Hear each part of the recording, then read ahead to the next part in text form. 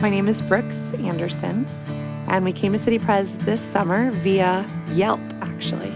We're a military family, and one of the hardest things is finding a church every time we move.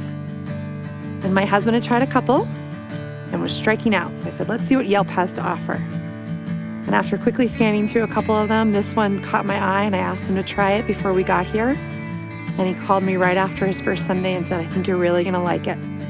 And the kids and I showed up a few weeks later, and we've been here ever since. I find the term impossible prayer request interesting because in my life, sometimes impossible prayer requests, I haven't even known I needed to be praying them or what they were until I was in the middle of them. And in 2008, my husband deployed to Iraq, and 3 days after he left, I found out I was pregnant. And in America, we take pregnancy for granted. It's easy, it just happens. So I never even thought to pray that I would survive or that my precious kid would also live. Fast forward a couple months later, and I start showing signs of something called preeclampsia and HELLP syndrome. Preeclampsia is the #1 killer in pregnancy for women worldwide. And my husband's still deployed. I got my precious son growing in my belly, like I have a little girl right now. And I got sicker and sicker and sicker until I needed to be admitted to the ER. And they told me that my son was going to have to be born months early to save my life. So the Red Cross got my husband back from deployment, and it all just kind of snowballed from there. What's neat for me about the impossible prayer is some of the prayers were being uttered as things were happening, and some prayers were being prayed on my behalf that I didn't even know needed to be prayed. The day after I had Asher, a whole group from my church came to the chapel and prayed. My son's life. And I didn't know I was that sick. And a night later, I woke up. I didn't actually wake up. It felt like I woke up. And I had a very deep feeling that I may not make it.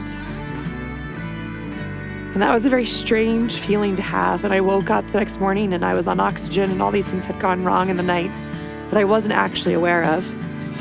But there was people all over the world praying for recovery for me. The doctors told us afterwards it wasn't if I had a stroke, it was when I had a stroke, or if I had a seizure, or it was when I had a seizure.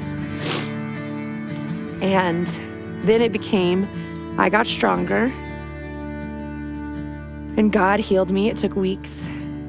And then it was Asher's journey. Asher had something also called IUGR, which is intrauterine growth restriction. The blood flow had stopped going to his body and was only going to his brain. So his body was really small and his head was large. And they said, that's good. Brain's harder to catch up. The body will catch up eventually. But he had a hole in his heart. He was on a ventilator. And he and I were both so unstable that I didn't hold him for 5 days. And in that time, people just continued to come by and pray. My mom had been in town. She's a woman of faith. My family of origin is a family of faith. And Asher was in the NICU for 2 months. By the time we left that hospital, there was a list of 31 people that came from our church to sit with me, to bring us communion on Sundays, to sit with Asher when I couldn't be there and when I needed sleep. And then it was another 2 months before the hole in his heart was fully closed without medicine or surgery, which was an impossible prayer, answered, and then completely off oxygen when he was about 4 months old. And from there, it's just been amazing to watch his personality and him blossom. He's never met a stranger. One of the things as we used to sit in Asher's NICU room was it overlooked the Olympic Training Center. And I used to look out the window and say, God, wouldn't it be amazing if this little tiny 3-pound, 12-ounce baby was one day an Olympic athlete?